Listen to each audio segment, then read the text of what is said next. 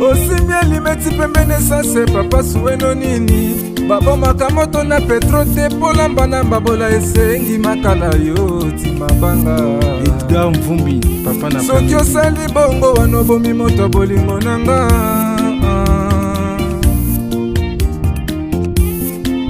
Mobali mbinga na mwina ngolo aboya hydroquinone. Soki ezotambola basheri bazokwea mayanga.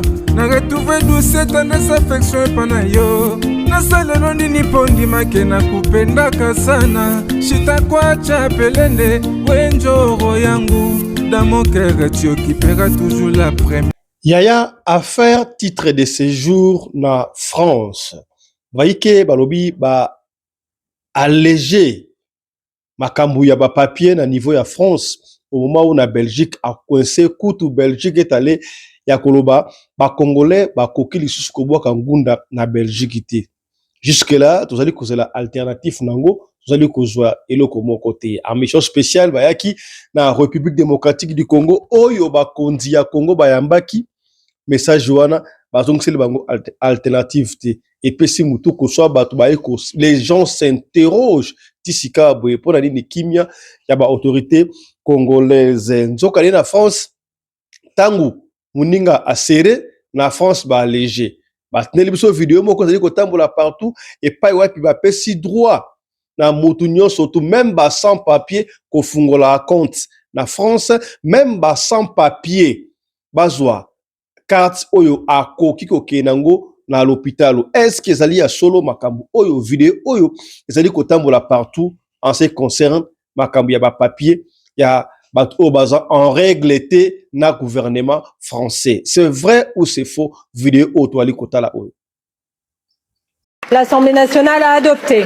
C'est désormais officiel! Ce matin, 17 avril 2026, une très bonne nouvelle vient de tomber pour tous les immigrés résidant sur le sol français. Le ministre de l'Intérieur, Bruno Retailleau, crée la surprise en France. Une annonce inattendue vient de tomber. 5 nouveaux droits viennent d'être instaurés avec un objectif clair. Améliorer concrètement les conditions de vie des étrangers présents sur le territoire français, y compris les sans-papiers. Une décision qui fait déjà énormément réagir dans tout le pays. Premier droit, le certificat médical. Dès l'arrivée sur le territoire, un certificat médical sera délivré afin d'attester officiellement de la présence en France. Deuxième droit, la domiciliation. Les étrangers pourront désormais se rendre à la mairie de leur lieu de résidence pour obtenir une attestation leur permettant de recevoir leur courrier en toute légalité. Troisième droit, le compte bancaire. L'ouverture d'un compte bancaire personnel devient accessible aux sans-papiers afin de sécuriser leurs économies et de faciliter leurs opérations financières. Quatrième droit, le mariage légal. Les personnes sans titre de séjour pourront désormais se marier légalement en France. Mais ce n'est pas fini. Les demandeurs d'asile deviennent également éligibles à la DAE avec un accompagnement renforcé, une mesure qui pourrait transformer leur parcours administratif. Et enfin, le cinquième droit concerne le logement. En l'absence d'hébergement, une allocation de 10 € par jour sera accordée afin de couvrir les besoins en logement temporaire dans l'attente d'une solution plus stable. Une annonce qui divise déjà profondément la classe politique et l'opinion publique. Pour certains, il s'agit d'une avancée sociale majeure. Pour d'autres, c'est un basculement politique qui pourrait redéfinir les priorités du pays. Et une question s'impose désormais dans toute la France. Sommes-nous en train d'assister à un tournant historique de la politique sociale française? Donne ton avis et partage cette information à... Vidéo otaliwana, est-ce que c'est vrai makamwana et sali bongo na France? Ya solo to ya lokuta, on va essayer de décortiquer ça na émission de l'obo ba précision na ngoso que ya solo to ezali lokuta et pas to rejoindre correspondant na biso na France et pas ya pas kopesa biso ba précision sur vidéo oyo bo zali ko mona wana. Totika la kaka na France et pas wapi yaya na sarabino kindo ki ezwa avion et matin et kenati na Europe surtout na France to ezalaka na ngondengo wana to banda ye koyeba te ndeko oyo aleli pendant que azalaka te chaque week-end azalaka na musala aye kozonga kaka lundi tango azongaka amonaka mutu en fait asantaka c'est comme si après ye mutu ayaka afungoli ndaku na ye asali ba besoin alambi allié à sokoli tanga ko vérifier boye mutu azalaka te dernière fois awa aye lendi na ndako na ye après musala akuti mutu asokoli alati peignoir na ye kutu na bitabe bana kula bitabe akitisi bitabe wana aluki boye mutu moko azali te kasi tangu aplasaki caméra ya surveillance ayaki komona qu'est-ce qui se passait justement tangu ye azalaki te. On va développer ça dans cette émission, mesdames et messieurs. Yaya tokokende bongo na Congo central epai wapi mama oyo atumbi bana na ye maboko pona baliaki biloko ya papa na bango. Mama alambi biloko atie wana bana bayoki nzala bazwi biloko bale oyo ya bango te ya papa. D'après mama basalaki mabe pona maboko oyo etikaki muyibi tika to tumba yango. Mama atobi maboko ya bana na ye pasi ya kosakana te bayeke bayekoloba biloko o bana baliaki ezalaki kutu papa biologique na bango te mais papa ya libanda. Est-ce que c'est vrai ou c'est faux? Nous allons essayer de décortiquer ça na émission ya lelo. Ndeko moko apesi conseil pour na ko réussir na étranger ce que ke to kolanda conseil ya ndeko oyo awa na émission ya lelo. Bonjour à tous, bien le bonjour. Kim Cosmétique vous présente sa nouvelle marque de soins corporels qui est constituée d'une thym banane, thym caramel et thym métis. Bonsoir ma papa, ma maman. Kim Cosmétique mokonzi ya loposo ayeli bino ba solution ya sika. Ba solution ya sika pona loposo na bino pona ba problème na bino nyoso ya loposo Kim Cosmétique nde solution. Na memel bino 3 gammes na ya sika. Première gamme ezali thym banane, deuxième gamme ezali thym métissé et troisième gamme ezali thym caramel. Et ngana memel bino susu ba coffret yango yo pona ba fête. Ba papa bokoko offrir ba mama ba coffret, ba mama pe bokoko offrir pe ba papa ba coffret. Mama Kim Cosmétique donc memel bino susu ba produit ya sika.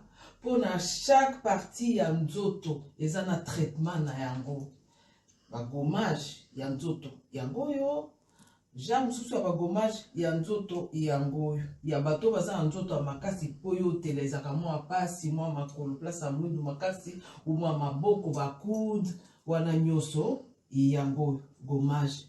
Et puis ba coffret ezali ya lisusu ya ba tampon na bato ba betami ba tampon me ya sika. Et puis, dans un gel douche moussousou, yango, y a thym caramel. Et puis, dans un gel, y a thym métissé, y a thym banane.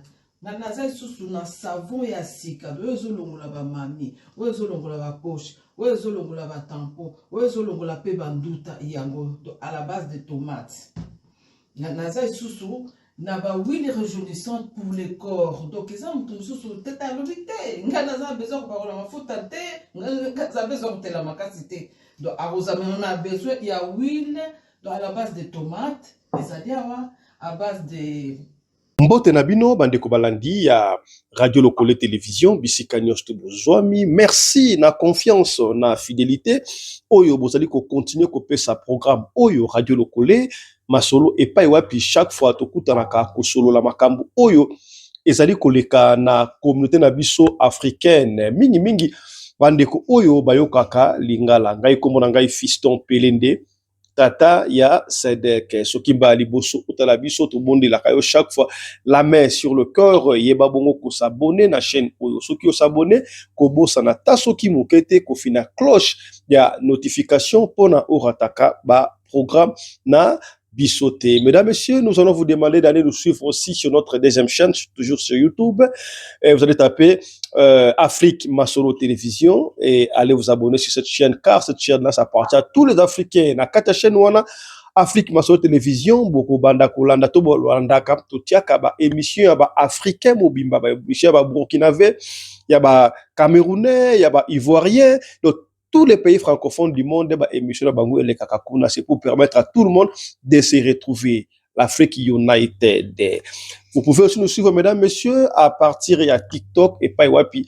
Tout ça, extrait, tout peut s'accaper conseil. Nous sommes venus révolutionner Makambu na TikTok. Tu es bien, ok, TikTok, ike, balingara TikTok, te pour, ils ont la réputation ya malamute. Kasi, tango biso to kotara ya TikTok, nous sommes venus révolutionner les choses, synthétiser ma conseil moko ya malamu na niveau ya TikTok. Allez aussi vous abonner de l'autre côté. Voilà.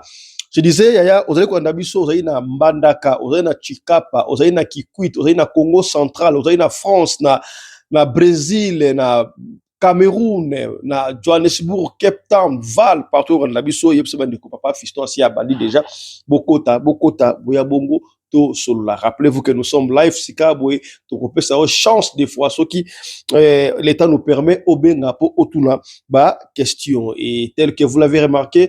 Au sommaire de cette émission, mesdames, messieurs, on a plusieurs points que nous allons débattre dans cette émission. Notamment, nous allons commencer par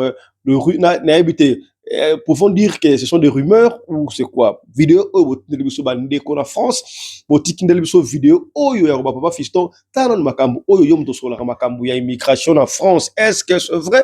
Vidéo oyo to ezali à lokuta pour na biso to banda déjà ko sepela vidéo yango lobinini la vidéo wa ekota la wana o to kotela o tala ki yango na highlight sika bo to kozonga sa bota la yango susu mais kas na kata vidéo wana ba ikoloba ba changer comme ici comment dirais-je loi moins légère hein, en ce qui concerne immigration à niveau de France. Cela veut dire qu'il va pesi opportunité dans mon à vivre correctement tina sans papier na kati ya vidéo hein, toi l'écouter la balobi sans papier azaï na droit ya kofungola pe compte tika na France pour et permettre à ça la économie na ye sans papier ce quoi komika na France on a droit ya kozwa certificat et permettre kaye akende bongo na ba hôpitaux mariage au bala une fille française on a sans papier ba pesio document bala moko. Est-ce que vidéo wana ezali makambo ya solo ezali makambo ya kala to ezali lokuta yamboto yamba mon ami personnel qui va décortiquer ces jours là tika to tela moi extrait vidéo wana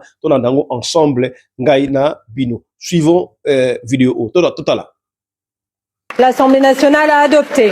C'est désormais officiel! Ce matin, 17 avril 2026, une très bonne nouvelle vient de tomber pour tous les immigrés résidant sur le sol français. Le ministre de l'Intérieur, Bruno Retailleau, crée la surprise en France. Une annonce inattendue vient de tomber. 5 nouveaux droits viennent d'être instaurés avec un objectif clair. Améliorer concrètement les conditions de vie des étrangers présents sur le territoire français, y compris les sans-papiers. Une décision qui fait déjà énormément réagir dans tout le pays. Premier droit, le certificat médical. Dès l'arrivée sur le territoire, un certificat médical sera délivré afin d'attester officiellement de la présence en France. Deuxième droit, la domiciliation. Les étrangers pourront désormais se rendre à la mairie de leur lieu de résidence pour obtenir une attestation leur permettant de recevoir leur courrier en toute légalité. Troisième droit, le compte bancaire. L'ouverture d'un compte bancaire personnel devient accessible aux sans-papiers afin de sécuriser leurs économies et de faciliter leurs opérations financières. Quatrième droit, le mariage légal. Les personnes sans titre de séjour pourront désormais se marier légalement en France. Mais ce n'est pas fini. Les demandeurs d'asile deviennent également éligibles à la DAE avec un accompagnement renforcé, une mesure qui pourrait transformer leur parcours administratif. Et enfin, le cinquième droit concerne le logement. En l'absence d'hébergement, une allocation de 10 € par jour sera accordée afin de couvrir les besoins en logement temporaire dans l'attente d'une solution plus stable. Une annonce qui divise déjà profondément la classe politique et l'opinion publique. Pour certains, il s'agit d'une avancée sociale majeure. Pour d'autres, c'est un basculement politique qui pourrait redéfinir les priorités du pays. Et une question s'impose désormais dans toute la France. Sommes-nous en train d'assister à un tournant historique de la politique sociale française? Donne ton avis et partage cette information à toute la France entière.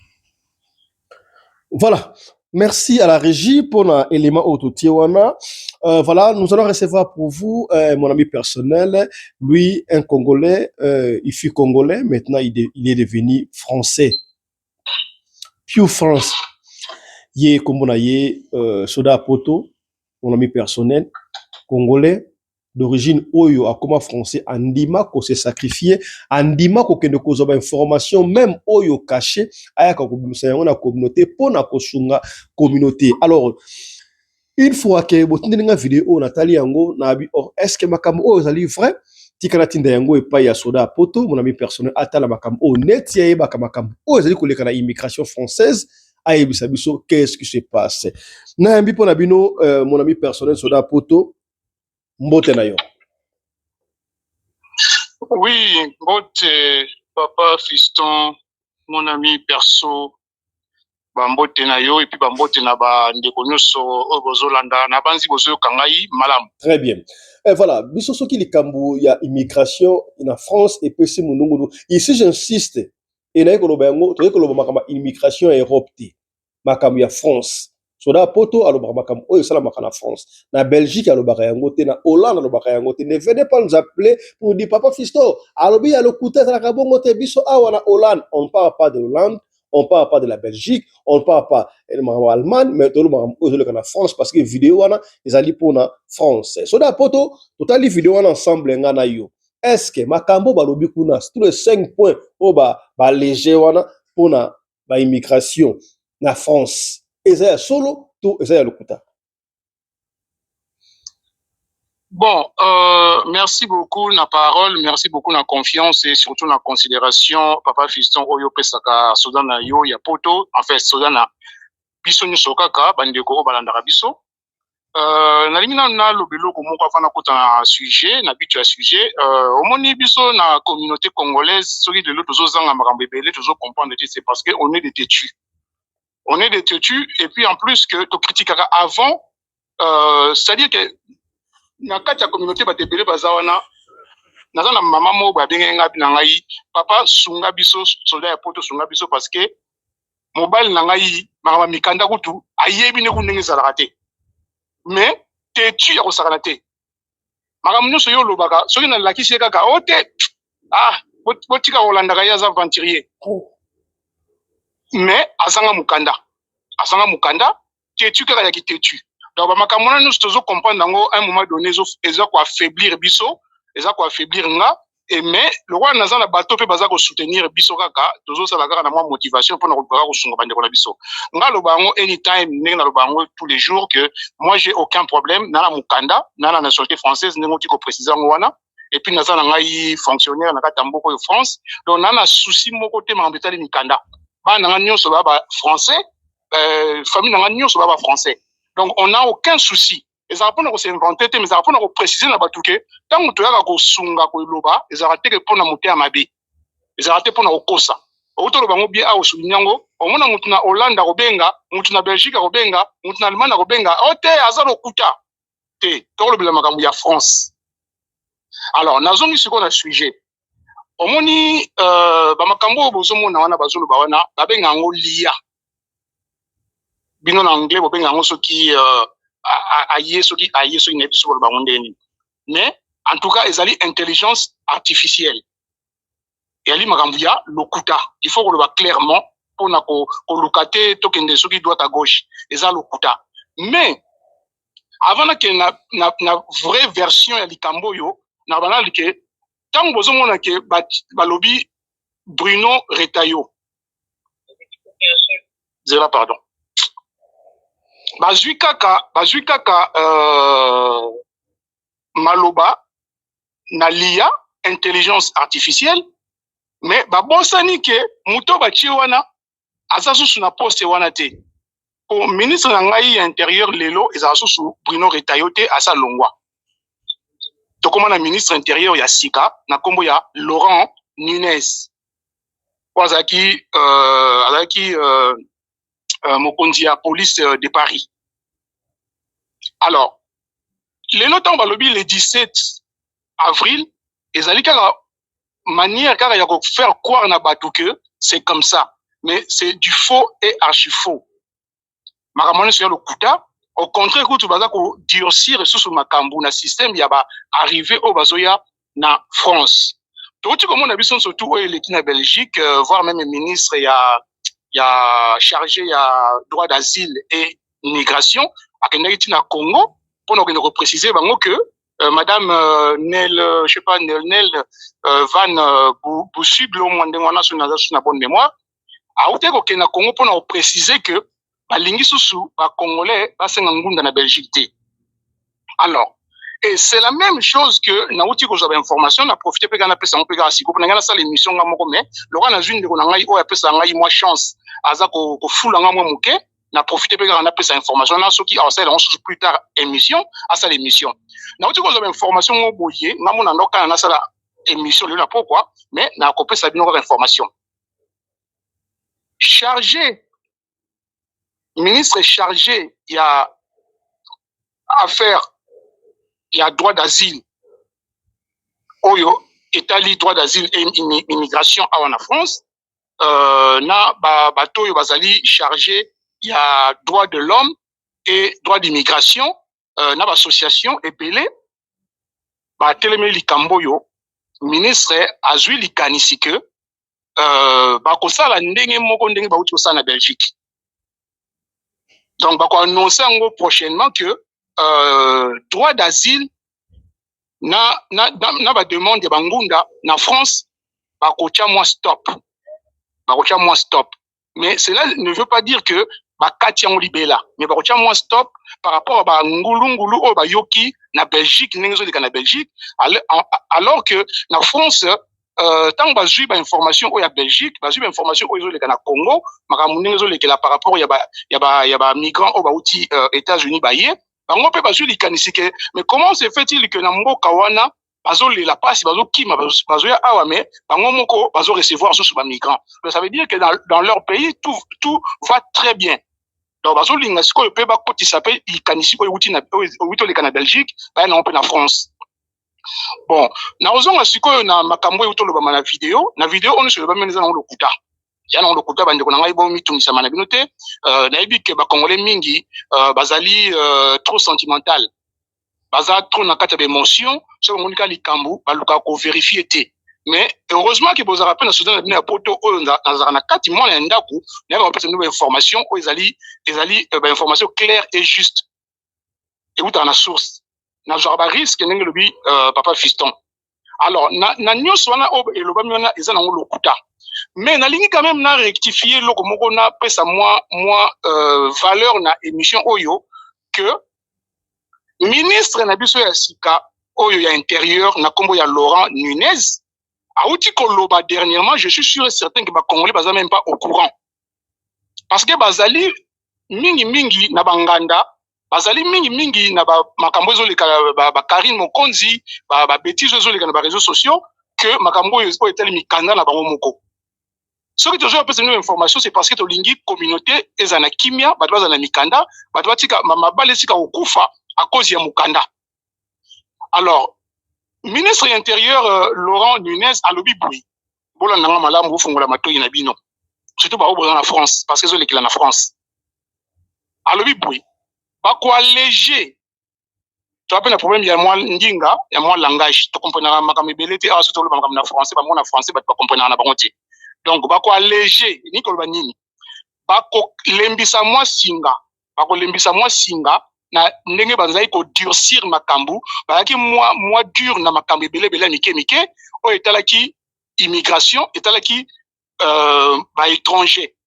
Alors ba ko lembisa moi singa na système ya ba rendez-vous et puis na système ya kokende ko sala demande ya renouvellement ya mukanda. C'est-à-dire ezaki moi compliqué, ezaki moi dur mais ba ko mekana ko lembisa moi singa. C'est-à-dire que va permettre mutunyu surtout oyo azana besoin de renouvellement mukanda tu as la demande il y a droit d'asile à quoi ça lango facilement. Mais cela ne veut pas dire que va font la porte na mutunyu so. Mais ba pesi opportunité na ba étranger oyo ba lingi kozana kati ya mboko oyo avec intégration ba lingi kokota na système d'intégration ba ko respecter ba loi ya mboka oyo ko accompagner bango pour makambo comme moi kilo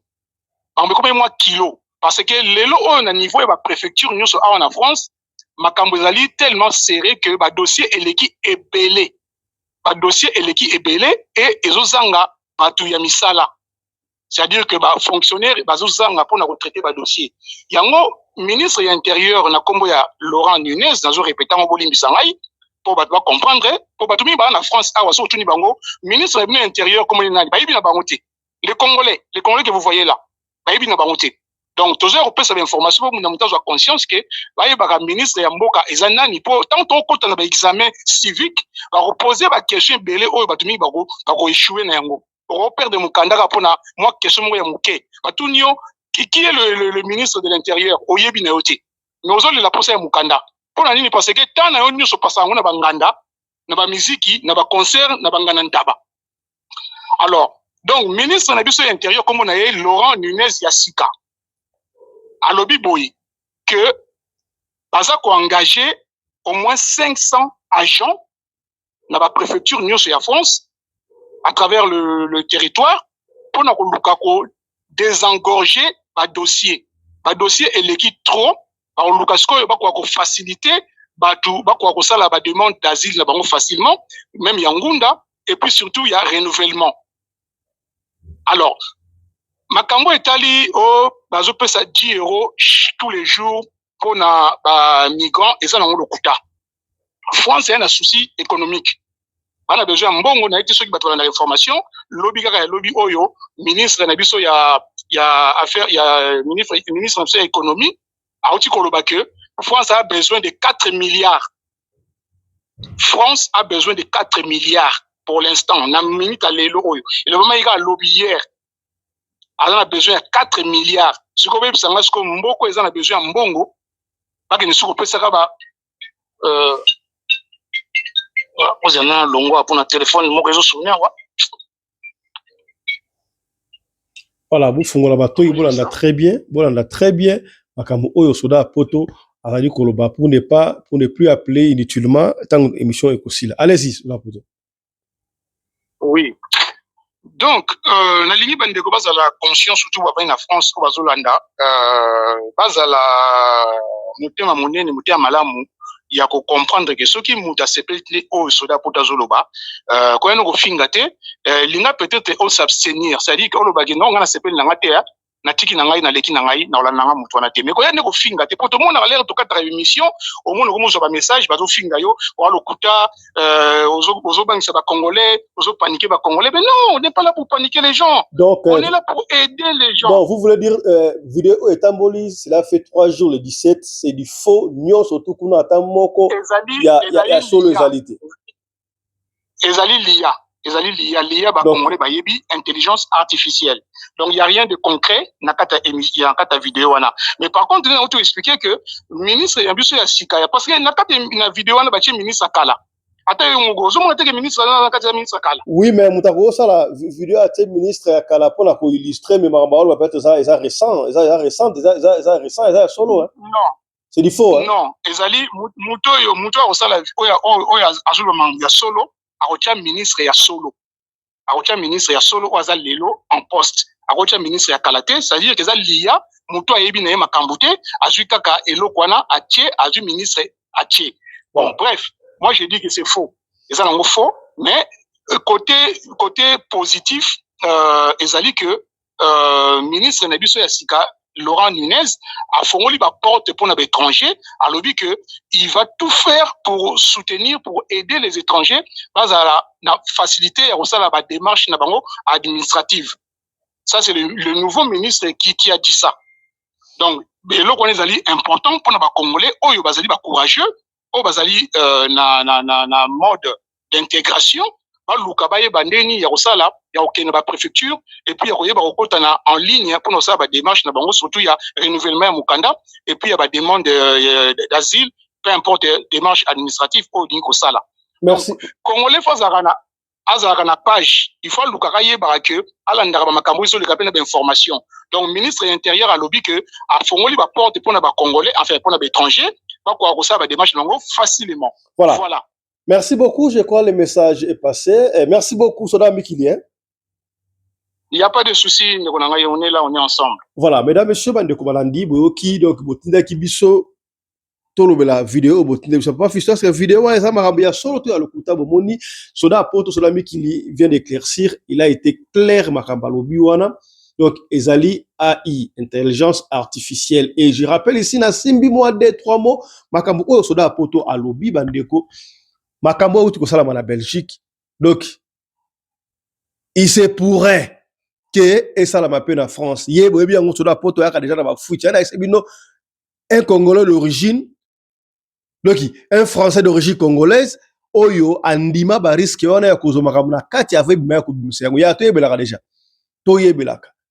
Soko za na France déjà donc ils étaient kendaka ko boaka rapide pour avant bakata makambo wana. Yo pe muto za na ozala mbango ta Turquie soki wapi ngo kota ya kaka mbango kota na France ya po kala mingi te ya mabezo ya kokota. Makamba immigration. Awa Belgique abandaki, France alingazwa. Okoka pe o Allemagne. Pourquoi ko ça partenaire parce que ba banda ko boya. Lokola ba boya usta Belgique ba koya ebe na France. France peut-être roboya baboye belé na France bakela Allemagne et romona Europe bobimba kotia croix pour na ba congolais na éviter pourquoi est-ce que makambo ça ba congolais ba africain musuté c'est parce que biso buzoba eleki kofunda na eleki na betela do solo awa oyo pire master kaka mama masolo kaka ndenge ezalaka pire master kendaka mboka akoyi na Congo Brazza et puis akatisika na ezalaka wana pire master kenda ko tikela aéroport a batna Roissy Charles de Gaulle akiti na maya kuna akei na famille na ye koto ake kofunda na préfecture afunda muninga. Les Congolais, je ne sais pas qu'est-ce qui se passe avec nous. Jalousie. Ah, tolo mangama mikanda boliko ya kotalate bolingite tango ko beba kuna te bino bonika ko kenda ko mena masanga esika ya ba futilité zali no ba esika o dépravation en mœurs zali ndebokenda akambo ya mikanda awa tala biso la radio le colère Autour de Maramoussousou, mais on vient parler pour la bino bandeko ya France parce que ma fan numéro 1 il y a radio le colère en la France. Donc nous vous portons à cœur les messages est passé. Autour le bakité Tolobi. Voilà. Tout est là en France mais cette fois-ci di solo moko mystérieuse. Yaya France oyo makambo nyonso to wana ko na kisasa ya mabe ndire comme na France ya pesa ngai mutu ko soi ndeko akendaka musala chaque fois et na week-end akendaka ko passer week-end soit en famille to sika moka akendaka partir à samedi na tongo aye ko zonga lundi après musala mais chaque fois kendeko oyo akei week-end tango akoya ko zonga akutaka lokola mutu akotaka na ndaku na ye soka zongi bo akuta peut-être basani lokola mais ça mutaliaki awa ake na salle de bain komona savon peut-être zaki okanga te paka savon wana bafungo bu savon moko mutoleske mutaute ko sokola awa do azomona ndaku na ndenge zalaki ti il se demande même muyibi ni aka okota na ndaku yanga ya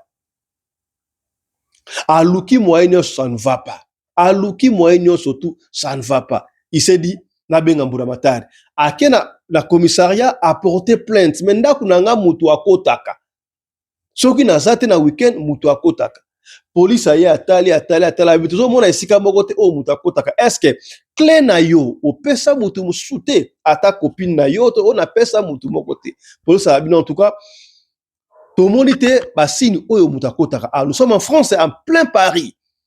Alors police a conseillé à bino ça va ndenge zali awa changer la serrure et on verra la suite.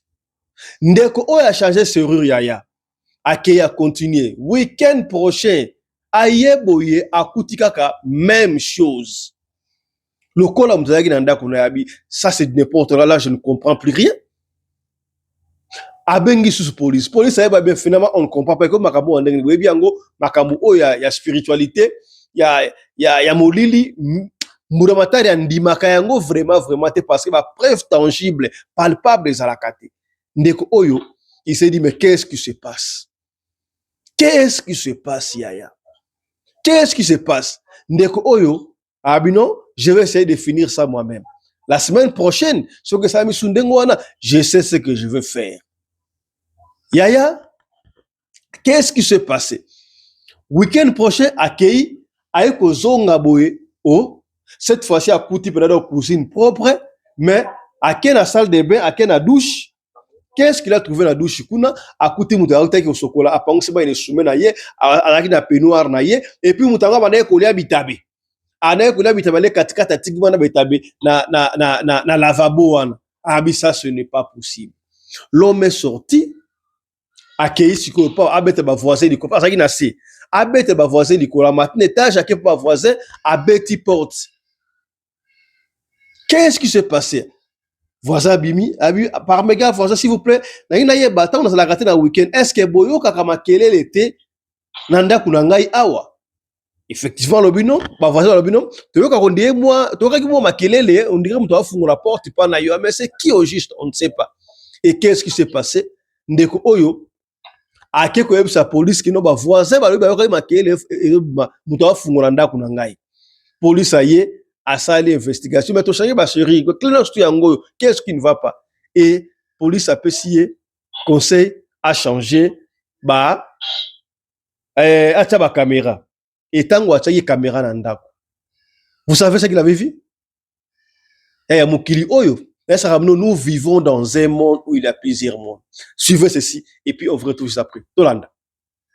Incroyable! Un mystère inquiétant secoue un appartement parisien. À chaque retour dans son logement à Paris, un homme affirme ressentir une présence étrange, comme si quelqu'un occupait les lieux en son absence. Ça, je comprends pas parce que je n'achète pas ces trucs-là. Donc ça, c'est pas à moi.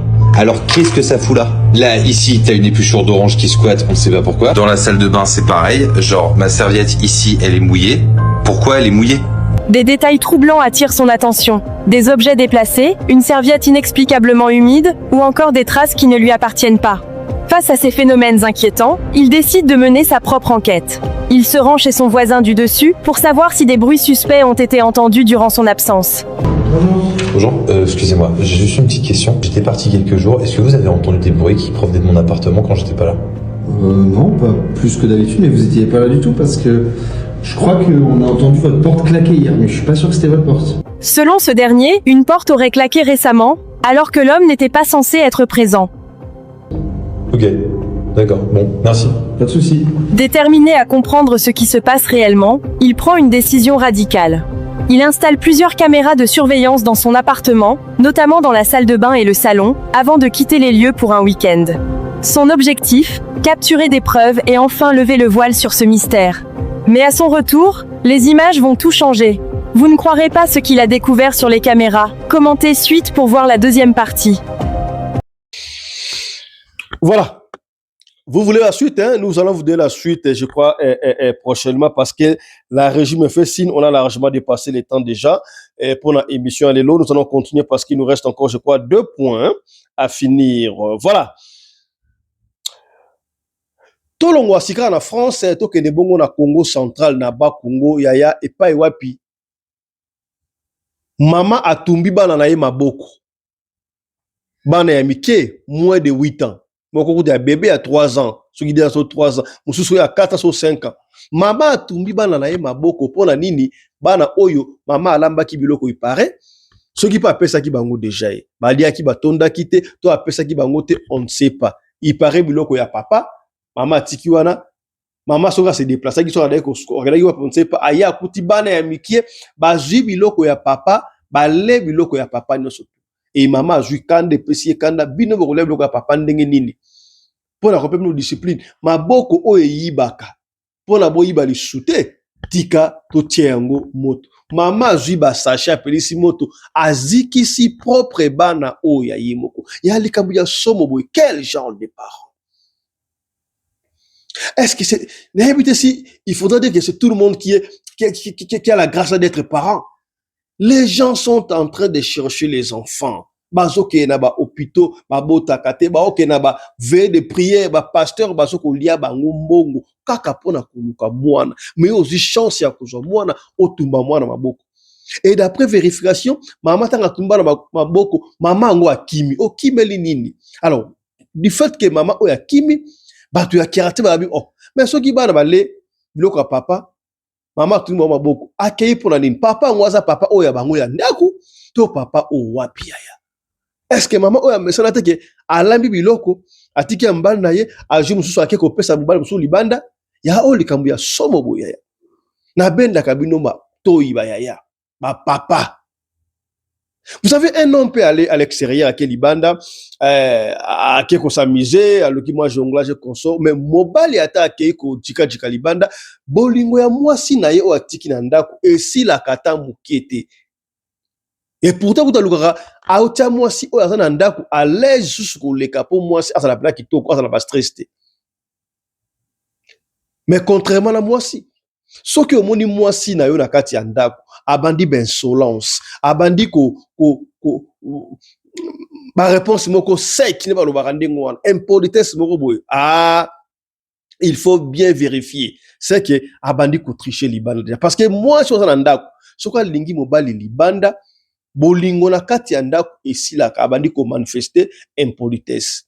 Ah papa fiston boge pesa kabiso kanda papa pesa okanda na lobite ke basi nyonso tu oyo akoma ka impolu na ndaku ce qui alingi na pesa ka exemple mo mitala ka soko za la ka impoli tika ke impolitesse soit tika ke impolitesse soit tiaka papa à l'aise sika ata na ka o bana o baziki maboko mangé komi ya kokanga mabuya pe singa passe vidéo on ne peut pas vous proposer vidéo awa pour ba censure mais si tu veux vidéo wana na police to continue leur vidéo wana maboko ya bana ekomi kaka boyi bakanga lokola monstre est-ce que bana oyo ba kokoka lisusu kokoma et ça attend en Afrique du Sud on pouvait les récupérer et ça attend en Europe on pouvait les récupérer mais là na Congo na kini peut-être na Congo central na ba Congo bana batika libo soki nzamba sali bango grâce un jour akomi est-ce que bakolinga lisusu mama wana tango bakotuna maboko na salaki bepo ani po papa na bino mama na bino atumbaki bino maboko na basache po boliaki biloko oyo ya papa pe anda kote papa ya makango ipare et ya oyo kambu ya somo boy où allons-nous dans le comportement ya boy. Moi, je me demande pourquoi ça se passe comme ça. À l'époque, il y a Kala, ba maman na biso, ba na ikobala. Ba maman il est très hein, ba kena classe cité on a balé avant na libala avandi na libala ba koko na biso avandi pe na vandi ti aboko libala bana bakoli. Ba ono bana okala ba mungwa, moi sukali. Mais sika wa boyi. Basi to bandi kobala bango che, ba osenga bino po bala moi $5,000, $3,000 eza ba komi koteka to ndenge o mo na ngata ngaki classe asali boy likolo nango mwasi ko bala $3,000 $2,000 $5,000 okoyi boy mwasi yango azoko sala kindumba na ndako ya libala et puis mabala yango yadi ko kata na pam cela veut dire que ba mariage ya mikolo o comme ba faux mariage alors devons-nous faire recours à l'authenticité? Quand je dis recours à l'authenticité, cela veut dire que tu recourir à makambo oyo ba koko na so ba ndai ko sala. Donc moi si rôle za rananda ko. Parce qu'on va essayer d'alléger les choses voilà et moi ça ko kende pe que là si moi c'est pas gros ça musala ya mobale konso alors il peut que l'émancipation de la femme voulais-je dire et puis c'est que moi si mutu makasi tanga moni ke ngana nazo luka mbongo ngamoko je roule carrosse ça sali boye musala mbala osala ngapla osala ngo et puis si bango mutu makasi donc posa ya mobale ya shooter akomi bolinga vivre le kola mobile alors il faut to bana roba na mboka moi si o aza intellectuel te moi si o a ko respecter yo tala makambo ya boya ya o tumba bana maboko pona mobile ya makango soki papa nanda ko bopikili ki ba bokundu ba nzoto ezali ko poser problème ya baba kisi ezali sala papa kura bakisi il va revenir en lui tiko makambo ya bo okimi mbura matara kozo yango pe mboka na oseka musanga mo mutu akimi mama akimi ndengo mama basuye pete akimi ndengo na pe akena ye pe akeki Kinshasa pe pete papa kopena bakena mama bakeipe et sinon pe kandingo wana makambo ya biso ya Kongo c'est que ça ngai wa anecdote mo mukie ndeko moko na Kongo za ba conteneur commissariat ba conteneur na coin au moins na bakangi mutu moko na ba na coin ba tie wana munduki na conteneur sala ratelo moko te soka au faufilé au kimika na conteneur bino okena opelibela okomona lobby po le kapé wana policier c'est yo mambweni okima kilo na conteneur alongmanga una saki okima ki soto kangio mbala okima sute et sinon randingwa tolo bate tant tolo baka awa bokata osala ramaseki ke na ndenge ya mabete le pays là nous appartient tous. On a le droit de parler Congo. Toloba, tolobi yango te nani akoya kolobela biso. Toloba ki yango awa mboka ezotambola bien te. Mboka ezotambola bien te yaya. Balobaka nini ba français. Soda poto ali ba faso lobaka nini. Mauvaise troupe ya la raté za nini. Vous comprendre Siko soto zongi ngam oyo, naso ninga koloba yango te so pesa nga mutu ko swa.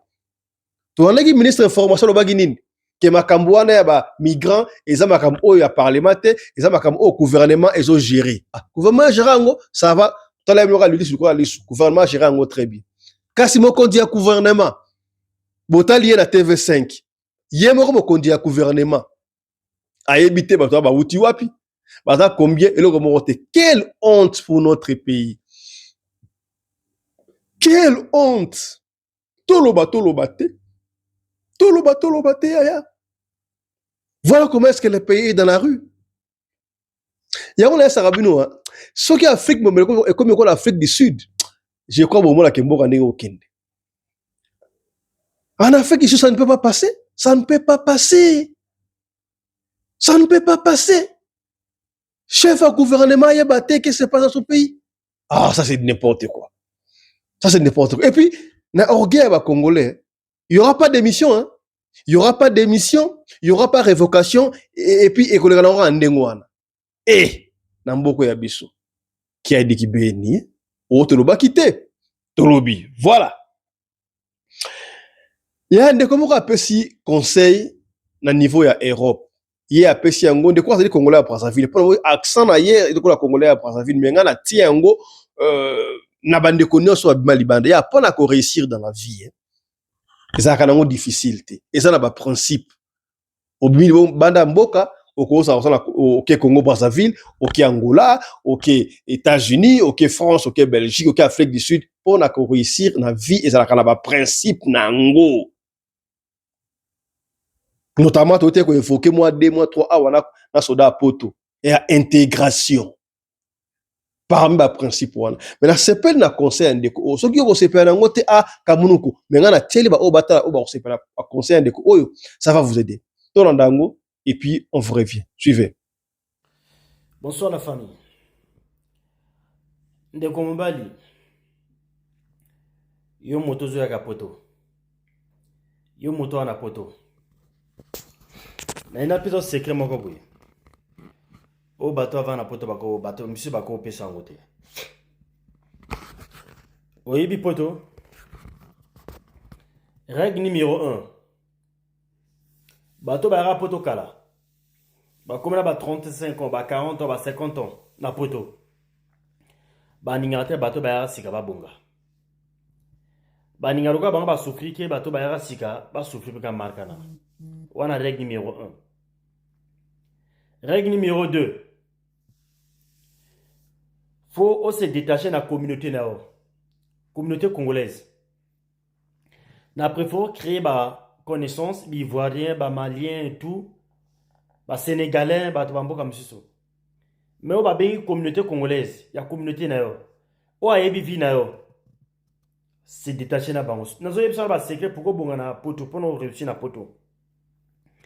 Troisième secret. Luka intégration. Et elle a qui bénévolat. Et zala, que ça l'activité, moi quand même elle est gratuite, mais ils ont fait partie de l'intégration. Quatrième chose, on a apprécié ma cookie. Apprécié chance qui est au du Mokanda. Qu'on compte ça jamais congolais à Olala anda konao. On dit jamais que congolais est ma camonone tout ça. Ngai na momo moko boye. Na la question na moi démarche moko administrative. Na du moins message moko boye o yali positive. Avant na doit résultat. Na sa yepsi baninga. Na sa lobina baninga. Na sa lobina baninga. Ngana kasa ke baninga na ngana. Ba vana ko sepela. Na ba message wana alors que motema mabe na kati. Misusu ba doit email. Na identité na ngabati na ofi. Pour ne bebsa ma solo. Donc ndeko na poto. Na ningi soko na mwasi moninga na yo meilleur ami na yo zala mwasi na yo. Na mosala na yo. Na poto bala na meilleur ami te. Oh celui-là c'est mon meilleur ami. Meilleur ami na poto la raté. Na poto mota ko sala mabe na poto ni meilleur ami no zolo ba meilleur ami na wana. Meilleur ami na poto la raté. Meilleur ami na yo na poto ya li mwasi na yo ou bien mobile na yo ou bien makango na moto vivre na ye ou bien mosala na yo. Soki osali bongote, mon frère, suka na yo, okoma soulard na balabala. Fin de fin, okoma soulard na balabala. Secret makambo na yo, vie na yo, démarche na yo, projet na yo, surprendre ke bato. Kolobara jamais na ne comité. Nga na baninga. Oyo, ya bango makambo ba démarche na bango balobara na ngate. Na supika ke moto du mokanda. Na supika ke moto akoma ndaka libala. Na supika ke moto yo amo futela ndako. Na supika ke moto yo asomi voiture. Mengai na alaki comme depuis mboka na mona ke ta baninga na alaki moi likambo boy na lobby. Fin de fait, ça échec. Moi, je suis mon lobby. Après un jour, mon nigga le balan que est-ce que ce moi n'a tia le bord du cambo avant d'année le cambo salama te donc ngai mon ala juba ndeko net ngana na ndako na ngao côté na nga congolais congolais na ndako na ngai o jolo kota te na recevoir que jamais ba congolais na ndako na ngai sauf famille na ngai biologique wali congolais na repeso kolia na repeso komela na repeso biloko tu na repeso nini na préfère na foutre le hôtel na préfère na foutre la yo hôtel OK ne ko louer mais ndako na ngo na vana ngana mwasi na ngai na ba belle famille na ngai oya ko lala na ndako na ngai oya ko vana oye bana na mwasi na ngai na ko sala ngote congolais ali capable wala no bien na mwasi na yo a otion tundundu na ta foyer na yo pona ka ko nuire motema mabe na poto na mota leki mu congolais na motema mabe ate na poto awa ate bata bien bali mais majorité ali bato meteme se beba donc yon de kozo ngoya na poto yeba d'abord lo liboso na poto ko compter sur motete lokolo ko sala ba démarche na ko senga visa bunana ndenge na yo sinon mokolo motana ko aider yo aller sur a job photo a personne mapa a job photo a tina ba réseaux sociaux a repesa lo lia repesa lo romela mais a repesa mo salate devise nga na jona vina ngai na pesa moto mbisité mais na relaxa lo kola ba péché que pour ne pas que le au senga ici lo lia côté na ngai yebe la vision moi na poto akala aninga moi na poto sikate a mona ke échec ya vie na ye yali mota isika mais na ningina lobano ke na poto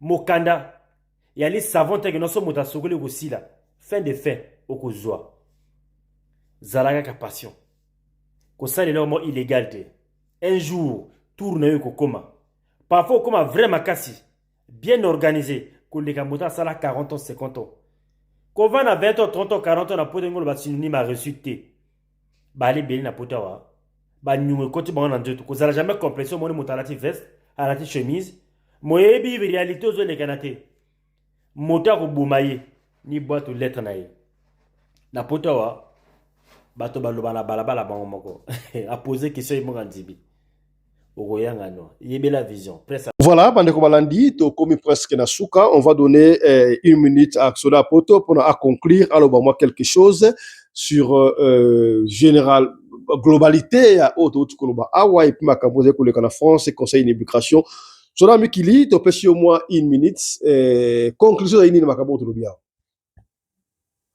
Oui, merci beaucoup. Nous profitons de la personne rapidement na bande konuso bazolanda biso vraiment nzambe apambola bino. Merci, na confiance na bino. Et puis na repesa mbote na ngai na commandant l'honorable commandant Anderson oyo pe atika kasoda ya potote. En tout cas, bambote vraiment isika azali na libota na ye mobimba. Na yenka na conclure que bandeko bosala très attention na makambo itali liya. L'IA ezali intelligence artificielle où ils ont trompé l'œil.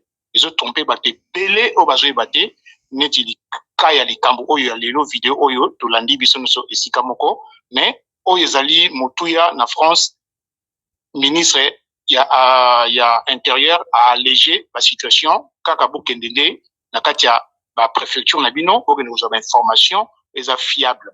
Donc cela poto na yebi nyonso tuté mais na pesa rabino ga on a pesa rabino selon on a yiba rakuna na kati boli bizanga terme ko yiba na zo rapona ko sunga bande ko ngai ezana na motema ya munene motema malamu na ninga mapete soko sepelite o soda poto lobi ko ya ndeko finga teke ezalo kuta azako kosa biso c'est un aventurier non tika na okaka leka na yo tika na yo leka na yo e osana ngolo ko mokote poto sala ngo peka gratuitement voilà on a ngi ya koloba ya ngwana nzambe pambola bino en tout cas journée madame na biso nyonso. Merci beaucoup, Soda Mikili. Voilà, c'est notre confrère depuis Paris, un Congolais. un Français d'origine congolaise, Oyo Andima, Kosungaba Namboka, assez concerne le conseil na immigration. Mesdames, Messieurs, on s'arrête ici pour aujourd'hui. Quant à nous, nous vous disons au revoir. Mais on ne peut jamais conclure cette émission sans pour autant remercier l'équipe qui nous a tenu compagnie. Merci à Winnie Laris Pelende et Claudine Laris Pelende qui nous ont aidés du côté de la caméra. Je vois à la lumière, c'était Miguel Laris Pelende et Joseph Laris Pelende, et à la régie numéro 1, c'était Chris Laris Pelende, et la régie finale est toujours assurée par Maman Rina Laris Pelende, la femme à la taille d'une tige spaghetti sans courbure ni virage. Vous qui nous suivez partout, yaya, ceux qui sont dans l'isolo ya kupesa benga biso opesa lisolo na yo, ceux qui bengi biso ozi biso te komi tungsamate tikela biso audio ya lisolo na oto kubeta yango kaka ndenge olingi to beta yango, soko olingi totanga kombo tokotanga kombo, soki po olingi totanga kombo te tokotanga kombo te, biso to fonctionnaka ndengo wana. Allez, portez-vous bien, santé de fer à tous. Chap chap et tchara. Mabindi Kolobo ideu wapi etomo na ide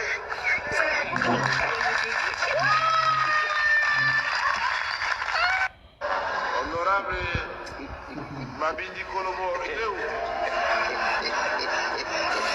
wapi etomo na ide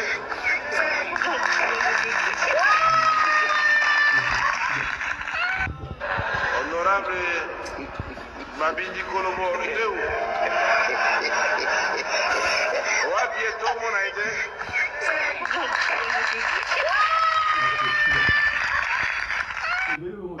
honorable Mabindi Kolobo ideu wapi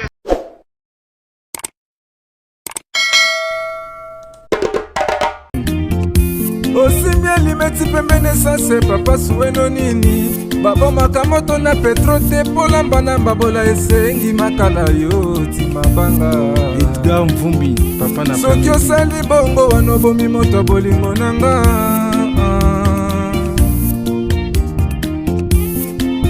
mobali mbinga na mwina ngolo aboya hydroquinone soki ezotambola basheri bazokweya mayanga na retrouve douce tendresse affection epa na yo nasalelo nini mpo ndimake na kupendaka sana shitakwacha pelende wenjoro yangu dans mon cœur tu occuperas toujours la première place. Eric Ngongo, salon de paix na Jobo.